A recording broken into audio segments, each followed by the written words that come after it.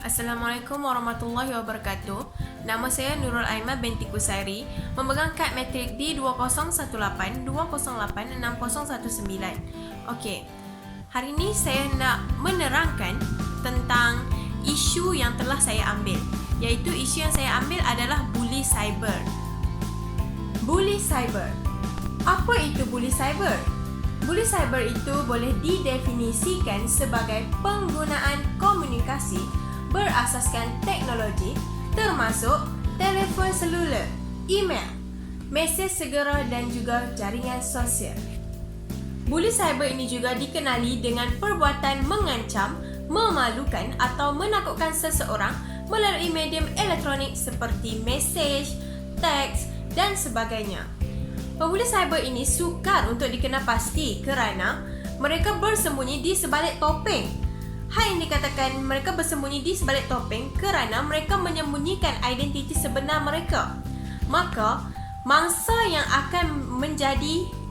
akan dibuli itu menjadi tidak selamat kerana mereka sukar untuk melindungi diri mereka sendiri. Apa perkaitan bully cyber dengan teori moral dan etika? Okey, di sini saya nak menjelaskan perkara tersebut. Okey, saya meletakkan dua teori di bawah teori moral dan etika yang berkaitan dengan isu bully cyber. Okey, yang pertama adalah teori egoisme dan yang kedua adalah teori kemoralan sosial. Okey, pertama sekali saya nak menerangkan tentang teori egoisme. Apa itu teori egoisme? Okey, bagi teori egoisme ini dikatakan satu tindakan yang dikatakan betul dengan melihat kesan yang berlaku kepada seseorang individu itu. Teori ini lebih kepada ke arah individualistik. Teori ini juga menganggap sesuatu nilai itu baik jika menguntungkan diri sendiri dan teori ini juga menganggap sesuatu itu salah jika ia merugikan diri sendiri. Teori ini juga terbahagi kepada dua. Di bawah teori egoisme ini, ia terbahagi kepada dua, iaitu teori egoisme psikologi dan juga teori egoisme etika. Teori egoisme psikologi ini merujuk kepada konsep yang menyatakan bahawa kepentingan diri seseorang selalu memotivasikan tindakan. Ia juga tidak menerangkan secara spesifik akhlak tindakan semua sama ada ia baik atau buruk. Contohnya, sebagai contoh, artis media sosial sekarang mereka lebih cenderung untuk menceritakan segala maklumat peribadi mereka dalam media sosial. Apabila mereka memuat naik sebarang status di media sosial mereka, peminat atau haters ini sentiasa memerhati dan menunggu sahaja untuk menghentam mereka.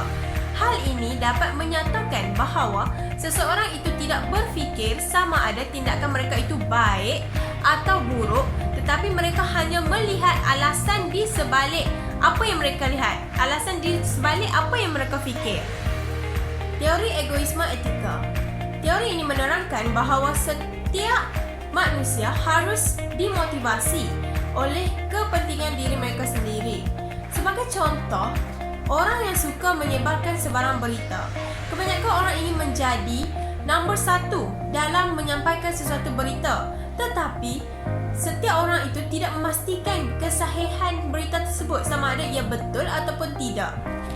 Hal yang dikatakan kerana walaupun perkara itu buruk, tetapi ganjaran yang mereka dapat sewaktu menyebarkan berita itu, mereka berasa puas. Ganjaran mereka dapat adalah mereka puas apabila mereka menyebarkan sesuatu berita kerana mereka menjadi orang yang pertama. Teori kemoralan sosial ini adalah tingkah laku yang perlu ada dalam menjamin manusia untuk terus hidup sama ada dalam keadaan baik ataupun tidak. Teori ini mempunyai banyak kelemahan berbanding kelebihan. Sebagai contohnya, apabila seseorang kanak-kanak itu dikenakan tindakan oleh guru, mereka akan pulang ke rumah dan memberitahu kepada ibu bapa mereka. Jadi, ibu bapa akan menyerang guru melalui WhatsApp, email dan sebagainya. Hal itu menunjukkan ia dapat dikaitkan dengan isu bully cyber kerana ibu bapa menyerang guru melalui WhatsApp, melalui email, melalui media sosial dan sebagainya. kesan buli cyber. Okey, bagi kesan buli cyber, mangsa yang dibuli akan mempunyai perasaan rendah diri, malu dan tertekan dengan situasi yang berlaku. Seterusnya, mereka akan menghadapi ketakutan serta kemurungan. Selain itu, mereka akan mengelakkan diri mereka dengan persekitaran sosial. Mereka akan jadi susah untuk bergaul dengan orang ramai. Seterusnya adalah cara mengatasi. Okay, cara mengatasinya ada yang pertama adalah mangsa tidak perlu melayan si pembuli. Kerana apabila mereka semakin layan, si pembuli semakin seronok untuk mengacau mereka. Yang kedua adalah menyimpan semua bukti yang ada. Hal ini kerana apabila keadaan menjadi semakin buruk, maka segala bukti yang ada, segala bukti yang telah disimpan dapat digunakan untuk membela diri si pembuli, diri si mangsa. Kesimpulannya, semua pihak perlulah mengambil tindakan, perlulah berganding bahu dalam menyelesaikan segala masalah berkaitan dengan cyberbully ini. Dilema moral. Okey, dilema ini adalah keadaan yang memaksa individu untuk menggunakan antara dua alternatif.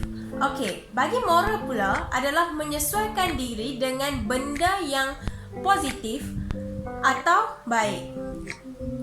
Okay, maksud bagi dilema moral pula adalah sesuatu keadaan apabila seseorang individu itu atau sekumpulan masyarakat menghadapi satu situasi berkonflik di mana terdapat beberapa pilihan dalam membuat sesuatu keputusan moral.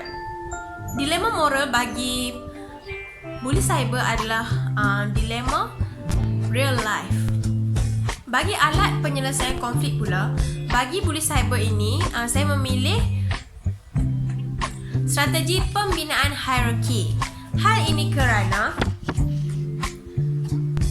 strategi pembinaan hierarki ini menyusun nilai-nilai moral yang bercanggah menurut keutamaan atau kepentingan nilai moral tersebut.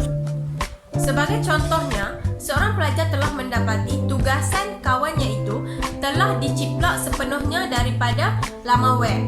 Pelajar tersebut akan mengalami konflik moral kerana ia perlu memilih sama ada ia perlu pertahankan nilai persahabatannya ataupun nilai kejujuran. Sekian, itu saja daripada saya.